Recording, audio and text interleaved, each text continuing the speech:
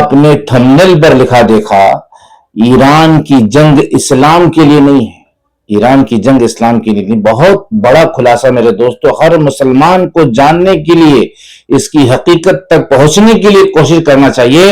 اور جو ویڈیو ہم دکھانے والے ہیں نا، اتنا بڑا خلاصہ ہوا ہے جس کا جاننا ہر مسلمان کے لیے ضروری ہے۔ ہم ایران کے دشمن نہیں ہیں، لیکن ایک حقیقت جو دل میں یہ بیٹھا ہوا ہے کہ یہ جنگ اسلام کے لیے ہے، بالکل واضح کر دیا ہے اس ویڈیو کے اندر میرے دوستو، جو ہم دکھانے والے بالکل کلیئر کر دیا ہے۔ بہت سے مسلمان دھوکہ کھا کر امام باڑوں تک جا رہے ہیں، اور قریب آپ سمجھ گئے ہوں گے کہ کس پر آنے والے ہیں۔ ہاں میرے دوستو، میرے عزیز، اس لیے آپ کو رکنا چاہیے، سچائی تک جانا چاہیے۔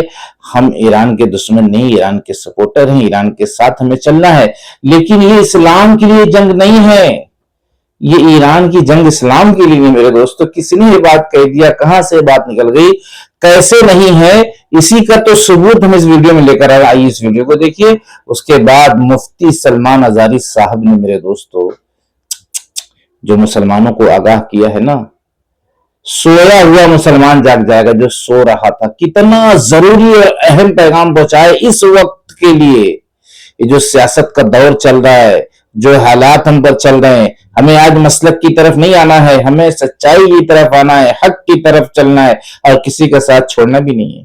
صحیح کو صحیح بولنا ہے اور غلط کو غلط بولنا ہے، اور یہی ہم سب کا رب چاہتا ہے کہ حق پرست بنو، یہاں کسی کے خلاف نہیں ہونا ہے، سب کے ساتھ ہمدردی کا جذبہ پیدا کرتے ہوئے ہمیں سیدھی بات ساری انسانیت تک پہنچانے کی ہر پل ہر لمحہ کوشش کرنا ہے میرے دوستوں، میرے عزیزوں۔ یہ زندگی وقتی اور عارضی ہے۔ اگر آپ ویڈیو پر آئے ہو، چند سیکنڈ میں ویڈیو کو دکھا رہا ہوں، تو ویڈیو کو لائک اور کمنٹ کے بغیر مت جانا، اس لیے کہ بڑی جد و جہد کے بعد کوئی ویڈیو تیار ہوتی ہے۔ میرے دوستو، ہم اندھیرے سے اجالے کی طرف لا رہے ہیں، ہم لوگوں کی دوریوں کو دور کر رہے ہیں، لوگوں کی دوریوں سے لوگوں کو نزدیک کر رہے ہیں۔ اب سچ بولنا میرے دوستو کسی مسلمان کی نہ سمجھ میں آئے تو اس میں ہم اور آپ مل کر کیا کر سکتے ہیں۔ آئیے سب سے پہلے اس ویڈیو کو دیکھیے۔ جنگ ہوئی یا ہو رہی کہہ لو، میری تو سمجھ میں ابھی تک یہ نہیں آیا کہ ہو رہی ہے یا ہو چکی ہے یا آئندہ ہونے والی ہے۔ مطلب ایسی جنگ جس میں اصل دشمن سے زیادہ دوسروں کو ٹارگٹ کیا گیا ہو۔ جنگ میں ہم ایران کے ساتھ ہیں، اس لیے کہ وہ اسرائیل سے لڑ رہا ہے، اور میرا یہ جملہ بہت چل چکا ہے تو اب بھی کہنے میں حرج نہیں ہے، اسرائیل سے شیطان بھی لڑے گا تو تھوڑی دیر کے لیے اس کے ساتھ بھی کھڑے ہو جائیں۔ اسرائیل اتنا بدترین دشمن ہے، شیطان کبھی نہیں لڑے گا، کیونکہ شیطان ہی کا تو نمائندہ اسرائیل ہے۔ ہمیں معلوم ہے جنگ چل رہی ہے، اور جنگ سیاسی بنیادوں پر ہے، اس کو مذہبی رنگ دے کر پروپیگنڈا اتنا زیادہ کیا جا رہا ہے کہ ہمارے جوان جو ہیں ایران کے عاشق ہوتے چلے جا رہے ہیں۔ یہ ہے فتنوں کا راستہ کہ غزہ کے 60-70 ہزار لوگ ذبح کر دیے گئے، کتنے میزائل داغے اسرائیل پر، کتنی طاقت لگائی، فوراً جلدی سے جواب آ جائے گا کہ ہم تو حماس کی مدد کر رہے تھے۔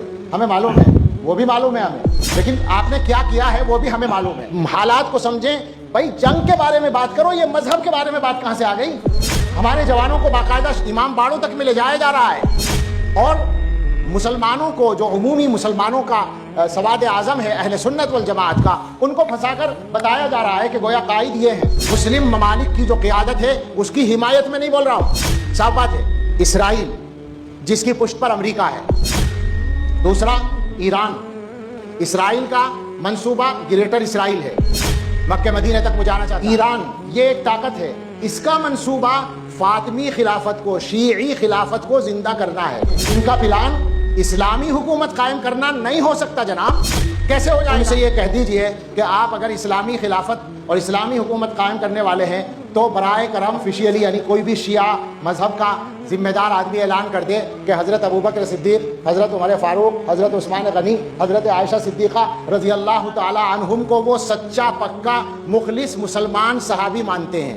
وہ آپ کو پھنسا رہے ہیں جنگ کے نام پر، وہ آپ کو غلط راستے پر لے جانے کی کوشش کر رہے ہیں۔ آپ ان سے ایک سوال کر لیں سیدھا، میں پوچھتا ہوں، آپ کے باپ کو کوئی گالی دیتا ہو اور پھر وہ کسی سے لڑنے کھڑا ہو جائے تو آپ اس کا ساتھ دیں گے؟ صحابہ کرام کی شان میں گستاخی کرنے والوں کے بارے میں آپ یہ سوچ رہے ہیں؟ یہ تو ہماری سچی بات ہے کہ مجبوری بنی ہوئی ہے، اس وجہ سے ہم امریکہ اور اسرائیل کے مقابلے میں جنگ میں ایران کی حمایت کر رہے ہیں۔ یہ مجبوری ہے بنی ہوئی ہے، اس وجہ سے ہم امریکہ اور اسرائیل کے مقابلے میں جنگ میں ایران کی حمایت کر رہے ہیں۔ یہ مجبوری ہے۔ میرے دوستو، میرے عزیزو، جانے سے پہلے آپ اپنی رائے کمنٹ سیکشن میں دے کر جاؤ، کیا واقعی میں جو بات انہوں نے رکھی ہے اس میں کتنی حقیقت ہے، کہ ایران والوں نے غزہ کے لیے، فلسطین کے لیے اپنے طور پر ڈائریکٹلی کچھ دن تک جنگ لڑنے کا جو ہے سامنا نہیں کیا، بلکہ اس کے اپنے کچھ مسائل ہیں، اپنی کچھ مجبوری ہے، اپنی کچھ لڑائی ہے۔ کیا واقعی میں حقیقت ہے؟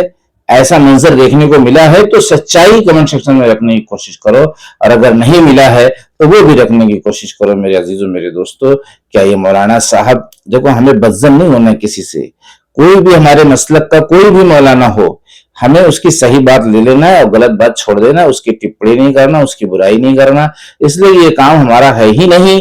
ہمیں تو لوگوں کے عیوب کو چھپانا ہے، اور اگرچہ کوئی غلطی کر ہی رہا ہے کھلے طور پر تو اس کی اصلاح کی فکر کرنا ہے، محبتانہ انداز میں، محبت سے اس تک بات پہنچانے کی کوشش کرنا، اپنی رائے رکھو۔ اب آئیے سلمان ازاری صاحب کی، میرے دوستوں، میرے عزیزوں، جنہوں نے سارے مسلمانوں کو جگا کر رکھ دیا، یہ کام کتنا اہم اور ضروری ہے، آئیے سنیے۔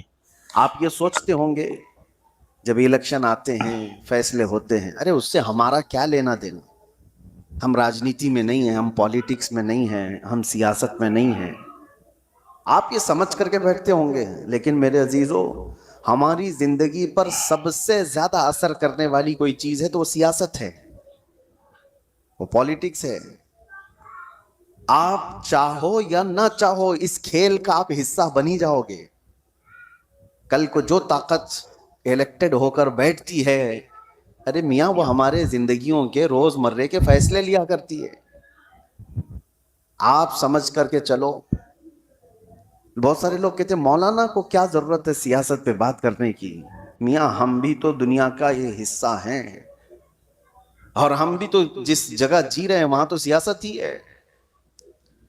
کل کو فیصلہ قائم کر لیا جائے گا کہ آپ کو صبح اتنے بجے اٹھنا ہے، اتنے بجے سونا ہے، پارلیمنٹ میں فیصلہ ہو چکا ہے، تو ہماری زندگی پر اثر کرے گا کہ نہیں کرے؟ جو کچھ بھی ہے، آپ تاجر ہیں، چھوٹے سے بزنس کرنے والے ہیں، پارلیمنٹ میں بیٹھ کر کے کوئی بھی بل پاس ہو گیا کہ 1,00,000 روپے کی آمدنی تمہاری ہو رہی ہے تو تمہیں اتنا ٹیکس دینا ہوگا، اتنا فلاں دینا ہوگا، تمہارے بزنس پر اثر ہوگا کہ نہیں ہوگا؟ تم چھوٹے ہی آدمی ہو، لیکن سیاست کا اثر پورے قوم کے اوپر ہمیشہ ہوا کرتا ہے۔